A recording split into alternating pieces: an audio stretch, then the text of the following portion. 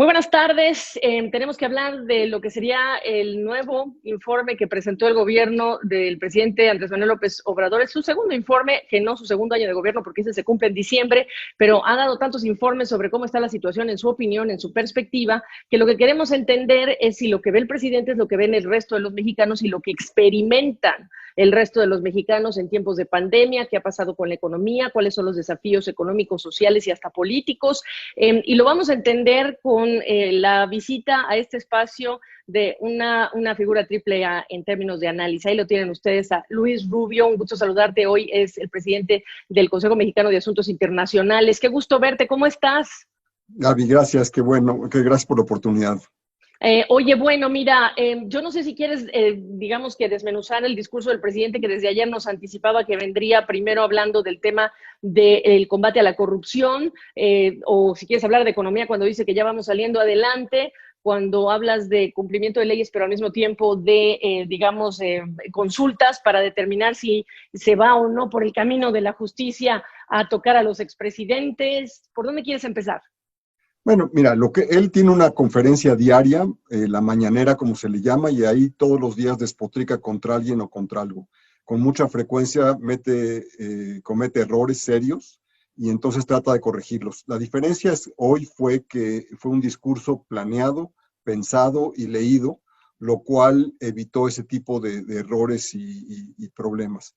Y trató de darle la mejor cara a las circunstancias. Él reconoce que hay muchos problemas, pero todos los problemas ya están por resolverse, todos ya están por salir, la economía está apenas por levantarse, se van a recuperar los empleos, tiene buenas relaciones con todo el mundo, con los militares, con los empresarios, con el resto del mundo. Entonces, fue más bien un intento de plantear una cara bonita, una cara soleada a una situación que es complicada. Y que él no reconoce que es complicada y que realmente ha hecho muy poco por evitar los problemas que ha tenido. Creo que tiene razón en que no se puede salir del camino del hoyo en el que México está simplemente gastando como han hecho otros países, porque las circunstancias no son como las de Estados Unidos.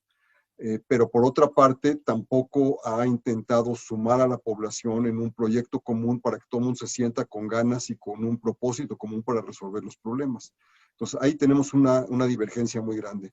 Lo fascinante es que, como decías hace un momento, por una parte tiene una popularidad relativamente alta, pero por otra parte la situación real de que vive la población es muy, muy difícil. La economía se cayó en los primeros 6 meses del año, cosa de 17%. Se estima que caerá en un promedio de 8 o 9% en total para el año, algunos creen que un poco más, pero la verdad es que no se va a recuperar sino hasta 2025 o 2026. Es decir, recuperar como estaba antes de que empezara esto en 2018. En consecuencia, tenemos una situación muy complicada con una población enorme en desempleo, sin ingresos, que no está teniendo ningún tipo de apoyo ni capacidad de resolver los problemas familiares más básicos, y todo esto en un ambiente enorme de violencia, de asaltos, de trifulcas, que complican la vida cotidiana. ¿Qué debió incluir para ser realista y solamente descriptivo, además de lo que acabas de decir, el segundo informe de gobierno de Andrés Manuel López Obrador? Bueno, yo creo que, como dije, puso una cara bonita, una cara soleada a los problemas. Yo creo que si esto fuera el principio de un intento de reconciliación, en vez de atacar a todo el mundo a partir de mañana, se dedica a decir cómo sumamos, cómo resolvemos, eso resolvería la mitad de los temas. Porque lo que se ha dedicado a hacer es asustar a los ahorradores, asustar a los inversionistas. No hay un solo proyecto de inversión nuevo. Estados Unidos trae un conflicto muy complicado con China, que México podría ser el gran beneficiario, y sin embargo el gobierno no ha hecho absolutamente nada por tratar de atraer inversión al país, por tratar de satisfacer las necesidades más básicas que piden quienes crean empleos. Él cree que trae un programa distinto, que está rompiendo con las ideas del pasado, con los programas y las reformas que hubo antes, y que eso solito va a resolver los problemas. Es una situación muy peculiar porque es un presidente que tiene grandes objetivos, pero no, y tiene una gran visión, pero no tiene una estructura y una estrategia para llegar a ellos. La pregunta que uno se hace después de que también se escucharon los audios del secretario de Hacienda el fin de semana ante legisladores de Morena, el partido del presidente López Obrador, pues es también de que se acabaron los guardaditos, es decir, viene también en unos próximos días lo que sería ese plan de gobierno de presupuesto, ingresos, egresos, cuando sabes que la economía, bueno, pues está en estas condiciones y se debería esperar mucho menos en lo que toca a ingresos públicos. Pero además de eso, todo lo que toca a los estados, la repartición de recursos de hacia los estados, es muy importante ese pacto fiscal, pero en México no es el único. En Estados Unidos estamos hablando de este mismo tema. ¿Cómo se ve el cuadro para México en ese sentido?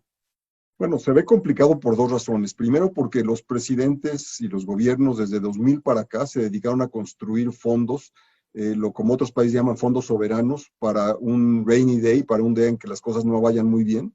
Y este gobierno se comió esos fondos en los 2 años pasados. Entonces le quedó prácticamente nada para ahorita. En vez de guardarlo para un momento de crisis como el actual, cuando el secretario de Hacienda dice que ya no hay guardaditos, es que ya no hay fondos, ya se robaron todos los fondos que había disponibles y ahora tienen una situación muy complicada porque los impuestos están disminuyendo, el pago, la recaudación de impuestos está disminuyendo. Y a diferencia de Estados Unidos, en México hay otra cosa. Los gobiernos estatales prácticamente no recaudan nada. Casi todo lo que se recauda es federal y el gobierno después reparte. Ese es el tema, es un tema político de la relación entre la federación y los estados, que yo creo que va a ser uno de los grandes temas de conflicto y de disputa por los próximos años, porque eso funcionaba cuando era un gobierno centralizado que controlaba todo.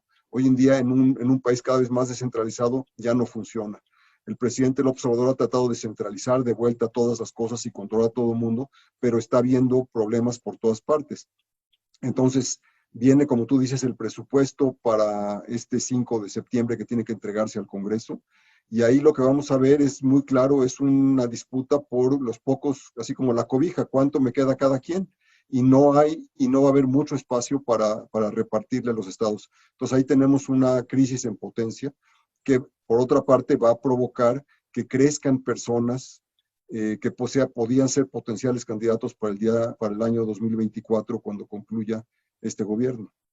Cuando hay estas crisis siempre se pregunta uno quiénes están haciendo qué tipo de sacrificios. Yo te quiero preguntar, ¿qué vienen a resolver, en tu opinión, el tema de la refinería de Dos Bocas? El presidente dice, ese es el plan que sí va, ese no hay sacrificio de parte del presidente que tiene que hacer, o incluso el plan del Tren Maya. ¿Cuánto viene a resolver? ¿Qué viene a resolver? Incluso estamos hablando del sur, que ha necesitado desde hace muchos años, décadas, por supuesto, todo lo que sería un plan de desarrollo para acercarlo a lo que se ve, al menos en el centro, ya no en el norte del país.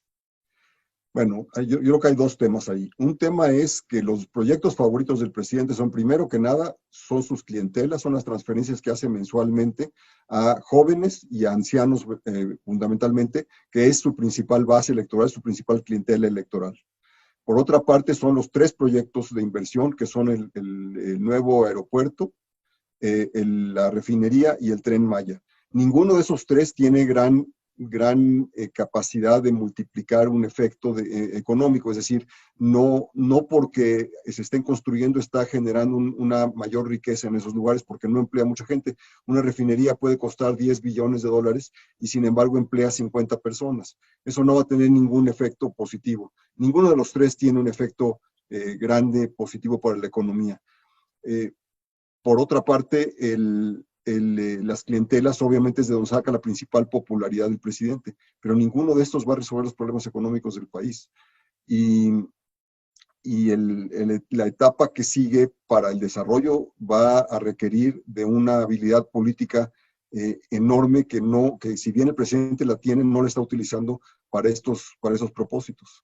¿Cómo estás viendo como parte de la solución al empresariado que ha tratado por todos los medios de sumarse y de sumar al presidente también a su causa y el presidente simplemente los pinta con cierta frecuencia con un solo brochazo y no es en el mismo lado que él se encuentra?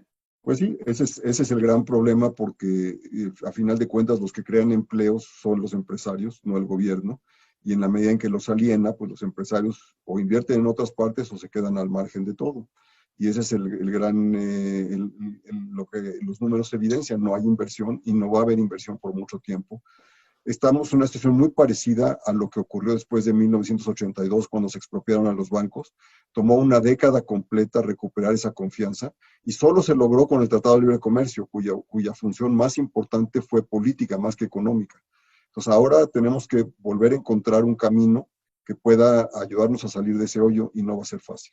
¿Qué me dices para cerrar, Luis Rubio, el potencial? ¿Cuánto está regresando México, ahora que estás hablando de ese año? ¿Cuánto está perdiéndose el camino, desviándose de lo que sería el potencial de México con lo que está haciendo el presidente, más allá de lo que trajo la pandemia, por supuesto, que se lo trajo a todo el mundo? México en realidad son dos Méxicos. Tú lo mencionaste hace un momento con respecto al sur. El problema del sur, desde luego que requiere dinero, pero lo que más requiere es romper grupos de interés, grupos poderosos sociales, políticos, que quieren tener control de absolutamente todo y que alienan cualquier nueva inversión. Lo que requiere todo el sur es enormes cantidades de inversión, parte en infraestructura, que sería responsabilidad del gobierno, y parte de los empresarios. Entonces, sí hay oportunidades hacia adelante, pero la economía mexicana había venido creciendo a 2 o 3% en promedio, pero si uno ve, por ejemplo, a Querétaro, Aguascalientes, crecían al 8 o 9% en algunos años. Son economías que crecen a tasas asiáticas. De hecho, todo el norte crecía 5 o 6%, y el sur difícilmente se mantuvo en los últimos 40 años en el mismo lugar.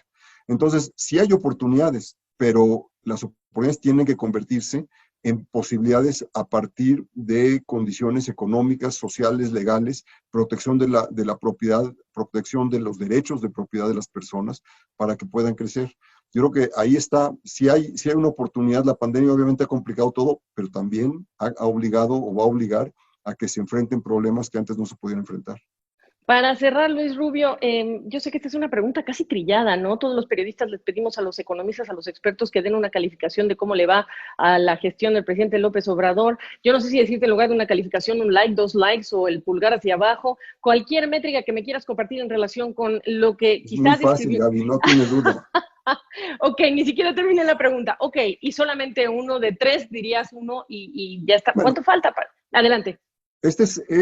La ironía de todo esto es que él es la persona mejor capacitada y posibilitada para poder enfrentar los problemas reales de México, porque no tiene compromisos con el pasado, porque ha sido muy crítico de lo que se hizo.